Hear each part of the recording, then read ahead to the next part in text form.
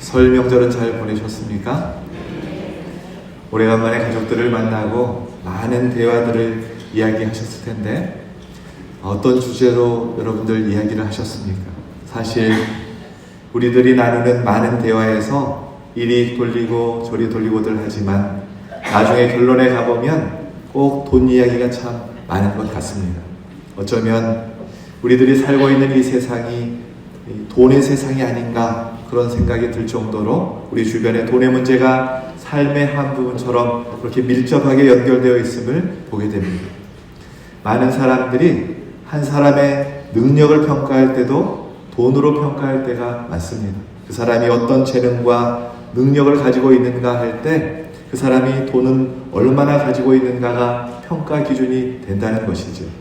성공했다라는 말에 부합되는 의미와 기준이 돈을 얼마나 많이 벌었는가 그것이 된다는 것이죠.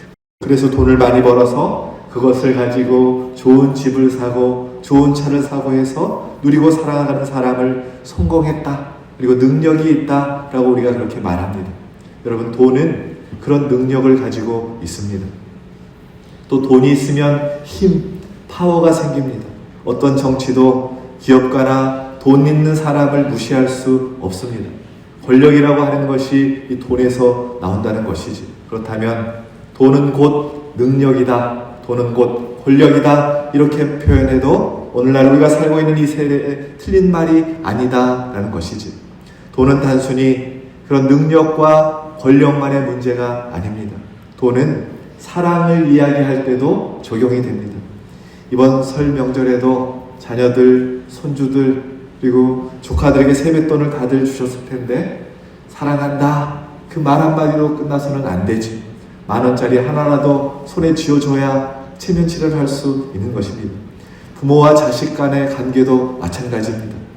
부모님께 용돈을 얼마나 드리냐 그것이 효도한다라고 그렇게 말을 합니다.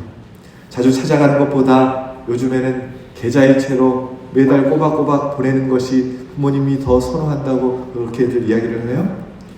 또한 남녀 간의 사랑을 이야기할 때도 적용이 됩니다. 연인과 서로 사랑을 할 때 물질적인 감각을 경험했을 때, 즉 이 사람이 나한테 꽃을 보내고 선물을 보내고 돈을 써가면서 이 사랑하는 이 행위를 통해서 자신이 사랑받고 있고 또 사랑하고 있다라고 생각을 한다라는 것이죠.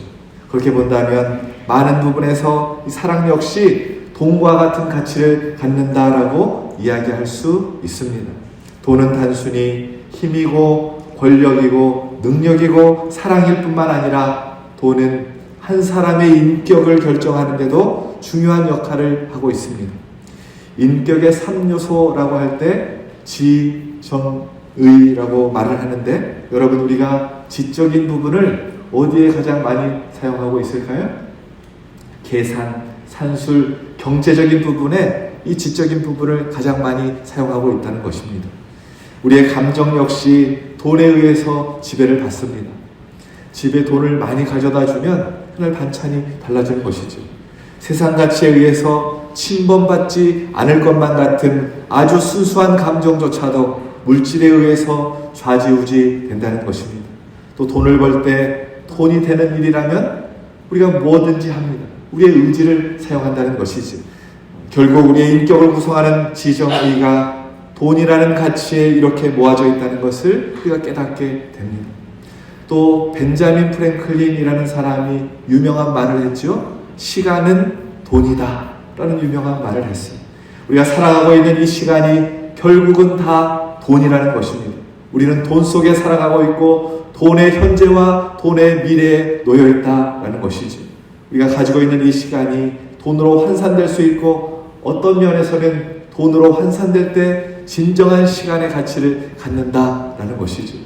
그래서 순간의 연속인 이 시간들조차도 돈이라고 우리가 말하고 있습니다. 그러고 보면 우리의 삶의 모든 것이 돈과 연관이 안 된 것이 없을 정도로 정말 돈의 세상 속에 우리가 살아가고 있습니다. 어떤 사람이 길을 가다가 누구를 쳤어요. 그러면 좀 돈 있는 사람들이 하는 말이 뭐냐면 얼마면 돼? 그러는 겁니다. 여러분, 우리가 교통사고를 당해도 사람이 죽어도 다 돈으로 보상을 합니다. 누군가 살인을 해서 억울한 죽음을 당해도 돈으로 보상하게 되어 있고, 지하철 사고나 비행기 사고 같은 그런 큰 참사를 당해도 결국 돈으로 보상하게 되어 있습니다. 돈은 보상을 의미한다라는 것이지. 돈이 인간의 중요한 생명의 가치를 대신하는 대표적인 가치로 인식되어 있다라는 것입니다. 이번 설에도 그런 뉴스를 제가 접했는데, 돈 때문에 부모를 죽이고, 가족 간에, 형제 간에, 부부 간에 싸움을 하고 돈 때문에 자살을 하는 일이 벌어집니다. 그야말로 우리 주변에 그 어디를 살펴보아도 돈이 만연되어 있는 돈의 세상 가운데 우리가 살고 있다라는 것이지.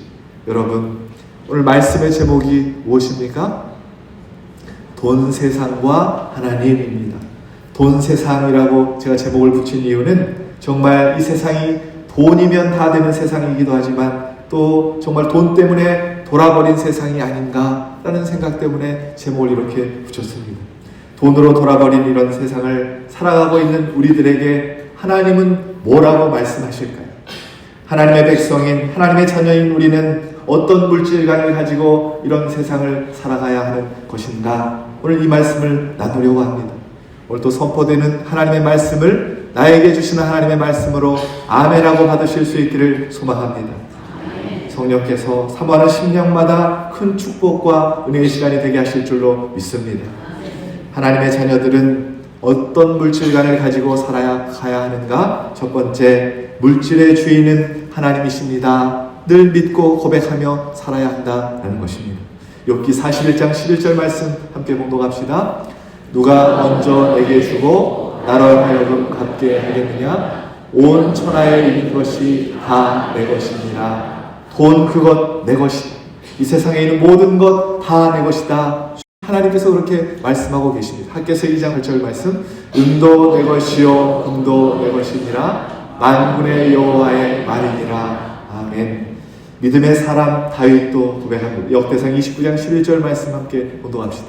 여호와여, 위대하심과 권능과 영광과 승리와 위엄이 다 주께 속하였사오니 천지에 있는 것이 다 주의 것이로소이다. 아멘. 천지에 있는 것, 그 어느 것도 주님의 것이 아닌 것이 없다라고 다윗도 그렇게 고백하고 있습니다. 그러면 여러분, 제가 질문을 한번 해보겠습니다. 잘 생각하고 대답하세요. 여러분은 누구의 것입니까? 하나님 것이라고 대답하셨는데, 그러면 다시 한번 질문해 보겠습니다. 여러분의 지갑은 누구의 것입니까?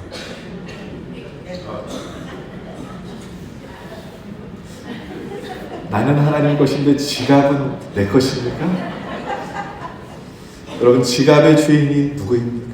종교개혁자 루터가 돈 지갑에 회심이 없이 진정한 회심은 없습니다 라고 말했어요.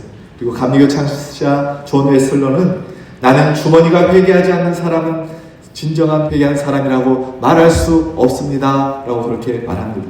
진정한 회개는 지갑의 주인이 바뀌어야 된다는 것이죠. 진정한 믿음과 진정한 회개는 우리의 지갑의 주인이 하나님이라고 고백할 수 있어야 된다는 것입니다. 어떤 사람이 최고급 승용차를 구입했어요. 그런데 차를 몰고 가다가 그만 낭떠러지로 굴러 떨어지고 말았습니다. 운전자가 튕겨나가면서 팔이 한쪽 잘려 나갔어요. 비록 불구자가 되었지만 목숨을 건진 것만으로 다행인 사건 사고였습니다. 그런데 이 사람이 땅을 치면서 내 자동차 그러는 겁니다. 몰려든 사람들이 그 광경을 보고 매우 안타까워하면서 당신 팔 하나가 없어졌어요 이렇게 알려주었단 말이에요. 그러자 이 사람이 팔을 쳐다보면서 하는 말이 더 큰 소리로 통곡을 하면서 뭐라고 했냐면, 아이고 그러면 금시계도 없어졌잖아 그러면서 울며 불며 난리를 쳤다는 것입니다. 여러분, 이 어리석은 사람의 모습이 저와 여러분의 모습 아닙니까? 말씀을 준비하다가 재미난 글을 제가 발견을 했어요. 제목이 돈은 나의 목자시니 라는 제목입니다. 여러분 한번 들어보세요. 돈은 나의 목자시니 내게 부족함이 없으리로다. 그가 나를 안락한 침실에 눕게 하시고 달콤한 술집으로 인도하시는도다. 내가 사망의 음침한 골짜기로 다닐지라도 해를 두려워하지 않을 것은 호주머니에 돈이 있으리라. 돈의 권세와 보호가 나를 안전케 하는도다. 돈이 원수를 만들고 나를 괴롭게 하니 내 머리에는 항상 돈 생각으로 근심의 잔이 넘치도다. 나의 평생의 욕심과 정욕이 나를 따르리니 내가 돈을 믿고 살다가 죽으리로다. 돈을 좋아하다가 돈을 믿고 살다가 불행한 삶을 살게 된다라는 교훈의 시입니다. 오늘 본문에서 주님은 우리에게 중요한 교훈을 가르쳐주고 계시는데, 두 주인을 섬길 수 없다, 하나님과 돈 두 주인을 섬길 수 없다라고 말씀하고 계십니다. 하나님과 재물을 겸하여 섬길 수 없다는 말씀은 재물을 신과 같은 위치로 인정하고 계셨다라는 말씀입니다. 참으로 돈은 신입니다. 그래서 고대에서는 이 돈을 만몬신이라고 그렇게 말하고 있습니다.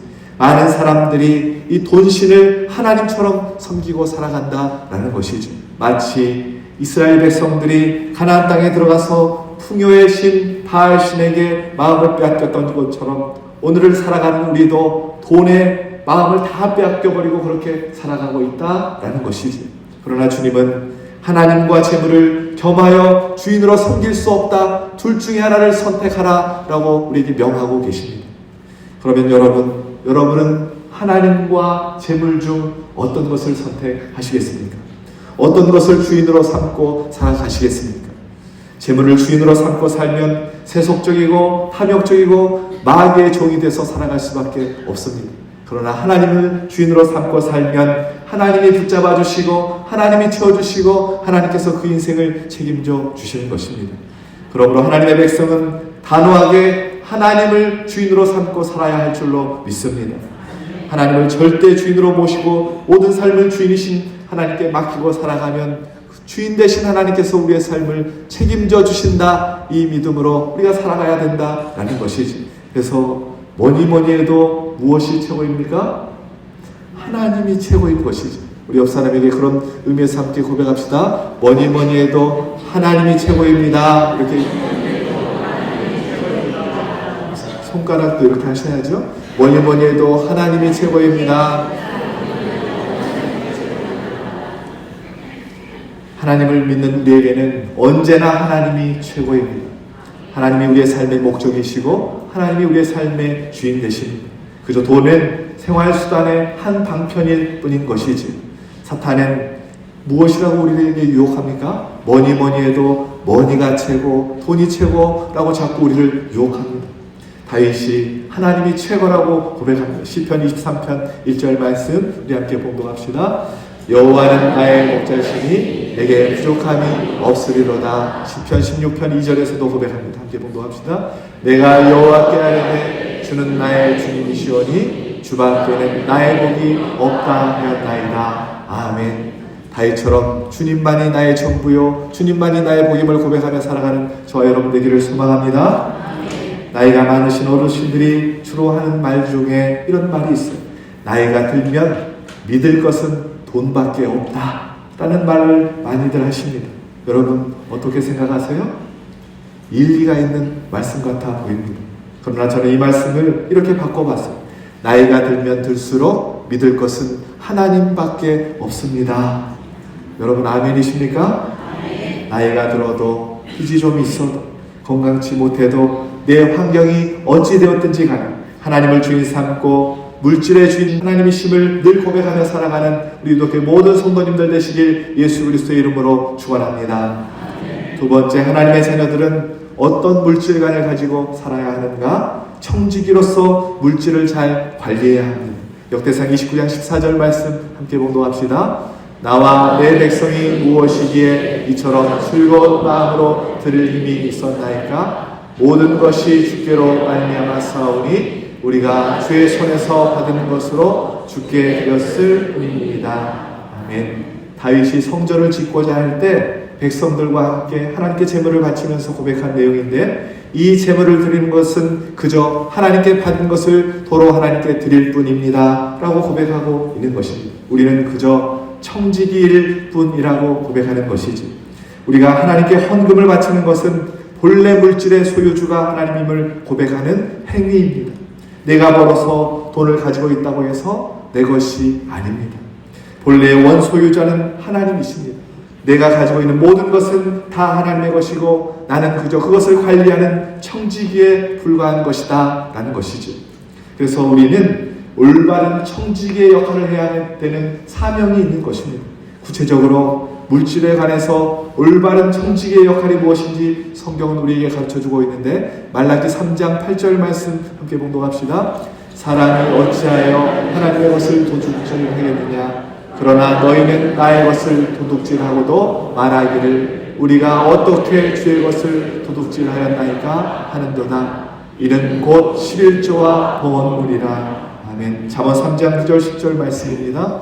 내 재물과 내 소산물의 처음 익은 열매로 여호와를 공경하라. 그리하면 내 창고가 가득히 차고 내 포도즙 틀에 새 포도즙이 넘치리라. 아멘. 하나님의 것, 하나님의 소유 것 내가 조금 받았을 뿐입니다. 늘 그렇게 고백하며 살라라는 것이지. 한국 교회사 초기에 김익두 목사님이 황해도 재령이라는 곳에서 부흥회를 집회할 때 일입니다. 원래 김익두 목사님은 신유의 은사를 가진 사람이라 김익두 목사님이 부흥회를 인도할 때면 많은 병든 사람들이 몰려들어서 병고침을 받고 했습니다. 그런데 재령에서 부흥회를 할 때는 한 남자가 오더니 안수를 하고 있는 김익두 목사님의 손을 이렇게 붙잡고는, 목사님, 나는 본시 건강하니까 건강에 관해서는 안수기도 해줄 필요가 없고 나는 물질의 축복을 받고 싶으니 물질의 축복을 받으려면 11조를 내야 한다고 들었습니다. 그런데 내 마음이 자꾸 흔들려서 11조를 못 내고 있으니 목사님께서 제게 11조 안수기도를 해주십시오, 이렇게 부탁을 하더랍니다.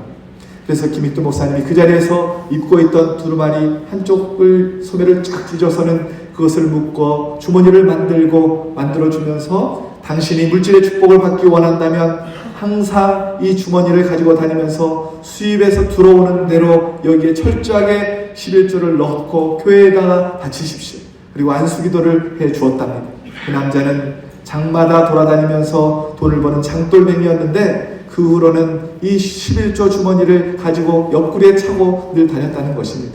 10원을 벌면 1원을 넣고 100원을 벌면 10원을 넣고, 그 모습이 하도 신기해서 사람들이 물었다는 거예요. 그것이 무엇이요? 라고 물었더니 이것은 11조 주머니요, 내게는 축복의 주머니요 라고 이렇게 고백했다는 것이지. 신기하게도 그로부터 3년 뒤에 놀라운 일이 벌어졌습니다. 하나님께서 그를 얼마나 축복해 주셨던지 한낱 장돌뱅이에 불과했던 그가 재령에서 제일 가는 재벌이 되고 황해도에서 헌금을 가장 많이 드리는 장로가 되었다라고 교회사 역사에 기록이 되어 있습니다. 그가 바로 재령 동부교회 정찬유 장로님이십니다. 평범한 장돌뱅이가 하나님 앞에 11조와 헌물을 정성껏 드렸더니 하나님을 의지한 결과 일약 거부가 되고 한국 교회사에 이름을 새기는 장로님이 되셨다라고 우리에게 교훈하고 있습니다. 우리는 하나님 앞에서 착실한 청지기의 역할을 감당해야 하는 것이지, 청지기가 주인의 재물을 훔치고 난 다음에 주인이 그 청지기를 계속해서 고용하시겠습니까? 아마도 파면시키고 말 것입니다. 청지기는 하나님의 방법으로 하나님의 것을 잘 관리해야 합니다. 그런데 하나님께서는 한 번도 자꾸자꾸 나의 창고에 채워넣으라, 하나님께서 그렇게 말씀하신 적이 없습니다. 자꾸자꾸 너의 주머니에 모아두어라, 이렇게 말씀하시지 않았습니다. 누가복음 6장 38절에 뭐라고 말씀하십니까? 함께 봉독합시다. 주라, 그리하면 너희에게 줄 것이니 곧 회의되어 누르고 흔들어 넘치도록 하여 너희에게 안겨주리라. 너희가 헤아리는 그 헤아림으로 너희도 헤아림을 도로 받을 것이니라. 아멘. 사도행전 20장 35절에서도 주는 것이 받는 것보다 복이 있다라고 주님께서 말씀하십니다. 돈에 집착하지 말고 헌금도 풍성하게 하고 구제도 풍성히 하고 물질을 잘 관리하라라는 것이지. 하나님이 쓰라고 하는 곳에는 언제든지 써야 하는 것입니다. 물질에 애착을 가지고 하나님이 쓰라고 하는데도 안 쓰고 자꾸 벌벌 떨고 물질만 우선시하고 있으면 하나님은 그 물질을 저주하고 마시는 것입니다. 여러분, 물질을 쓰라고 우리에게 주신 것입니다. 그러므로 물질을 모으고 쌓는 데만 자꾸 매달려서는 안 된다라는 것이죠. 많이 주시면 많이 주시는 대로, 적게 주시면 적게 주시는 대로 언제나 갈릴리 호숫물처럼 내보내야 한다라는 것입니다. 요단강에 물이 들어와서 보여서 갈릴리 호숫물을 이렇게 이루는데 이 갈릴리로 오신 물은 또 다시 그 물을 하에로 흘려 내려보냅니다. 그래서 이 갈릴리 바닷물은 항상 푸르고 물고기가 가득 차 있습니다. 그 주변의 땅들은 그 물로 인해서 곡식이 풍부하답니다. 그러나 사해는 같은 요단 강물을 받아들였는데도 흘려보내지를 않는 거예요. 그래서 이 사해 바다는 소금기가 가득한 바닷물이 되고 물고기도 살지 못하고 그 물은 죽은 물이 된다는 것이지. 그 주변은 그 물로 인해서 사막화가 다 되어버렸다라는 것입니다. 여러분, 물질을 어떻게 관리하느냐에 따라서 사람과 환경을 살릴 수도 있고 사람과 환경을 죽일 수도 있다라는 것이죠. 예수님께서는 물질을 잘 관리하지 못하는 사람들에게 경고하십니다. 마가복음 10장 25절 말씀 함께 봉독합시다. 낙타가 바늘귀로 날아가는 것이 부자가 하나님의 나라에 들어가는 것보다 쉬우니라 하시니라. 아멘. 이 말씀은 단순히 부자에게 하시는 말씀이 아닙니다. 부자는 천국에 들어갈 수 없다라는 말씀이 아니라 돈을 잘 관리하지 못하는 사람, 쌓기만 하는 사람들을 향한 하나님의 경고의 메시지입니다. 디모데전서 6장 10절 말씀 함께 봉독합시다. 돈을 사랑함이 일만하게 뿌리가 되나니 이것을 탐내는 자들은 미혹을 받아 믿음에서 떠나 많은 근심으로써 자기를 찔렀도다. 돈 그 자체가 악의 뿌리가 되는 것이 아니라 돈을 사랑하는 마음이 악의 뿌리가 된다라고 지적하고 있습니다. 하나님은 성경을 통해서 돈에 대해서 수많은 교훈을 주고 계시는데 크리스천의 돈 관리라는 책에 보면 예수님께서 비유하신 신약성경에서 비유하신 38개의 비유 중에 16개가 이 돈, 물질에 관한 비유라고 말하고 있어요. 신약성경에서는 천국과 지옥을 한판 수보다 물질에 대해서 더 많이 다루고 있고 기도보다 5배가량 더 많이 다루고 있다고 합니다. 기도와 믿음에 대해서는 절수가 500개가 있는 반면에 돈과 소유물에 대해서는 약 2000개의 절수가 있다는 것이죠. 그만큼 돈을 잘 관리해야 한다고 그 중요성을 성경은 우리에게 가르쳐주고 있습니다. 사랑하는 여러분, 하나님이 물질의 주인 되시고 우리는 그것을 관리하는 청지기라는 사실을 기억하실 수 있기를 소망합니다. 돈, 물질을 잘 관리하고 사용해서 사람과 환경을 살리는 축복의 통로가 하나님의 백성들이 우리 유독교 모든 성도님들 되시길 예수 그리스도의 이름으로 축원합니다. 마지막으로 우리가 어떤 물질관을 가지고 살아야 하는가? 한번 따라하겠습니다. 물질의 풍요를 누리며 살아야 합니다. 여러분, 가난하게 살고 싶으십니까? 아니면 부하게 살고 싶으십니까? 다들 부하게 살고 싶지요. 이 땅에서 가난하게 살고 싶은 사람은 단 한 사람도 없습니다. 그러면 하나님은 하나님의 자녀들이 어떻게 살기를 원하실까요? 고린도후서 9장 8절 말씀입니다. 우리 함께 봉독합시다. 하나님이 능히 모든 은혜를 너희에게 넘치게 하시나니 이는 너희로 모든 일에 항상 모든 것이 넉넉하여 모든 착한 일에 넘치게 하게 하려 하심이라. 아멘. 요한 3서 1장 2절 말씀도 함께 봉독합시다. 사랑하는 자여, 내 영혼이 잘됨 같이 내가 범사에 잘되고 강건하기를 내가 간구하노라. 아멘. 하나님은 하나님의 자녀들이 모든 것에 넉넉하고 범사가 잘되기를 원하신다고 말씀하십니다. 앤드류 매튜스라는 신학자는 종교적 가르침은 가난한 자에게 먹을 것과 입을 것을 주라고 했지 가난한 자가 되라고 말씀하지 않았다라고 말하고 있습니다. 아브라함이 시련은 많았지만 가난하지는 않았어요.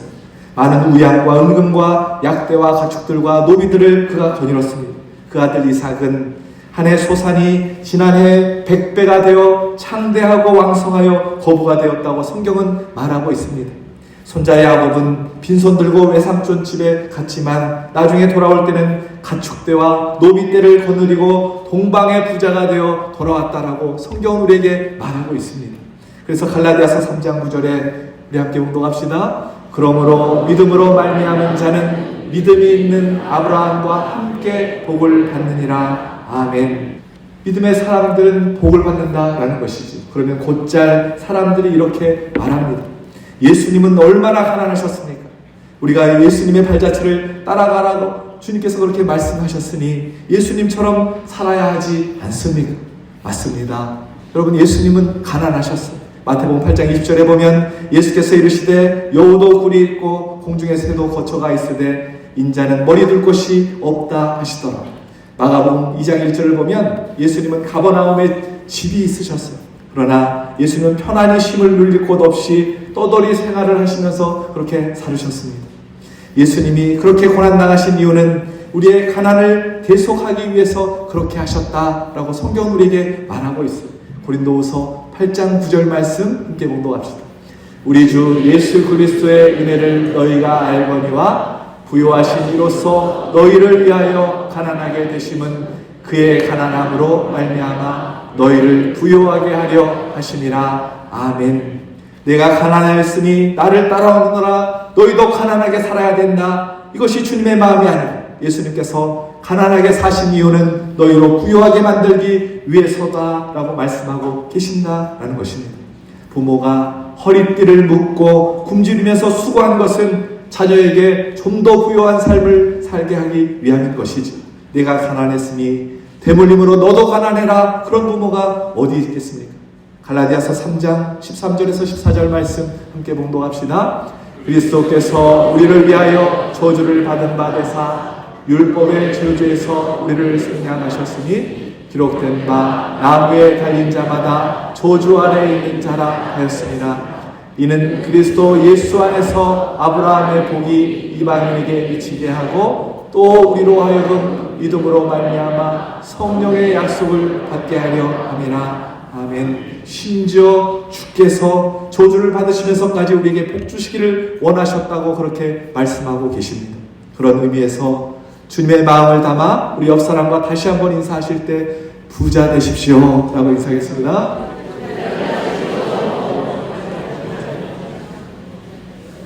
여러분, 우리가 부자 되는 것이 주님의 마음이라는 것입니다. 하나님과 함께 벌고 하나님과 함께 소유한 물질은 결코 악하지 않습니다. 물질이 하나님의 뜻에 따라 하나님의 영광을 위해서 사용될 때 얼마나 선하고 아름다운 일이 성취되는지 여러분 아시잖아요. 교회가 지어지고 자선사업이 이루어지고 선교활동이 이루어지고 병원이 세워지고 수많은 고아들, 장애우들, 노인들이 돌봄을 받게 되는 것입니다. 빈손 들고는 이웃에게 아무런 축복도 할 수가 없습니다. 아무것도 없는데 어떻게 나눠줄 수 있습니까? 빈손 들고는 하나님의 나라가 확장될 수 없습니다. 나누기 위해서 우리가 먼저 받아야 하는 것이죠. 남을 채우기 위해서 우리가 먼저 채움을 받아야 하는 것이지. 주님께서 그 방법을 우리에게 가르쳐주고 계십니다. 마태복음 6장 33절 말씀 우리 함께 봉독합시다. 그런즉 너희는 먼저 그의 나라와 그의 의를 구하라. 그리하면 이 모든 것을 너희에게 더하시리라. 아멘. 여기서 먼저라는 말은 다른 어떤 것보다 우선하는 것을 의미합니다. 풍성함을 얻기 위해서 우리가 우선 구해야 할 것이 있는데 그것은 나의 욕심과 나의 이익을 구하는 것이 아니라 하나님의 나라와 하나님의 의를 구하라 라고 말씀하고 있습니다. 다시 말하면 우리의 삶의 기준과 우선순위가 하나님의 나라와 하나님 뜻이 되어야 된다라는 것이죠. 돈을 벌 때도 하나님 나에게 물질의 복을 주십시오. 하나님의 나라의 확장을 위해서 내가 쓰임받아야 됩니다. 내가 공부를 할 때도 하나님 나에게 지혜를 주십시오. 내가 하나님의 나라를 위해서 하나님의 영광을 위해서 사용하겠습니다. 하나님 나에게 복을 주십시오. 하나님의 나라의 확장을 위해서 내가 쓰임받기를 원합니다. 하나님과 하나님의 나라가 될 때 더해 주시는 삶, 풍성한 삶을 살 수 있다라고 주님께서 우리에게 가르쳐주고 계십니다. 바라옵기는 이 땅을 살아갈 때 먼저 그의 나라와 의를 구하라는 주님의 말씀에 순종하고 풍성한 물질의 복을 누리고 나누어주고 베풀어주고 살아가는 축복의 통로가 저와 여러분 되시길 주님의 이름으로 축원합니다. 이제 말씀을 정리하겠습니다. 사랑하는 여러분, 정말 우리는 돈 세상, 돈으로 돌아버린 세상 가운데 살아가고 있는 것만 같습니다. 하나님의 자녀인 우리는 어떻게 이런 세상에서 살아가야 하는 것일까요? 첫 번째, 돈이 우리의 주인이 아니라 하나님만 우리의 주인 삼고 살아가야 된다라는 것입니다. 혹시 여러분 중에 돈이 안 필요하신 분이 계십니까? 제가 여러분을 위해서 선물을 준비했습니다. 외국 영화에서 보면 금액을 딱 적고 사장님, 회장님이 사인을 하면 그것이 수표가 되더라고요. 백지수표라고 하죠? 여러분 이것이 무엇입니까? 아무것도 안 적혀 있어요. 백지수표. 제가 하나님의 사인을 받아왔습니다. 너희가 내 안에 거하고 내 말이 너희 안에 거하면 무엇이든지 원하는 대로 구하라. 그리하면 이루리라. 여기에 여러분이 가지고 싶은 것, 물질이면 물질, 건강이면 건강, 마음속으로 백지수표에 적으십시오. 하나님께서 반드시 이루어 주실 줄로 믿습니다. 하나님을 주인 삼으면 주인 되신 하나님께서 우리의 인생을 책임져 주시는 것입니다. 이 믿음으로 살라라는 것이죠. 첫 번째, 하나님이 물질의 주인이십니다 고백하고, 두 번째, 우리가 어떻게 살아가야 하는가? 나는 그저 청지기일 뿐입니다. 돈을 잘 관리하고 나누고 베풀며 살아가라 라는 것이죠. 마지막으로 물질의 풍요를 누리며 살라는 것인데, 그러려면 삶의 우선순위를 분명히 해야 된다라는 것이죠. 많은 물질의 문제, 돈 문제들이 우리의 인생 가운데 수북히 쌓여 있습니다. 그럼에도 불구하고 먼저 하나님의 나라와 의를 구하여 삶으로 하나님께서 약속하신 풍성한 물질의 복을 누리며 살아가시는 우리 도교 모든 성도님들 되시길 예수 그리스도의 이름으로 축원합니다.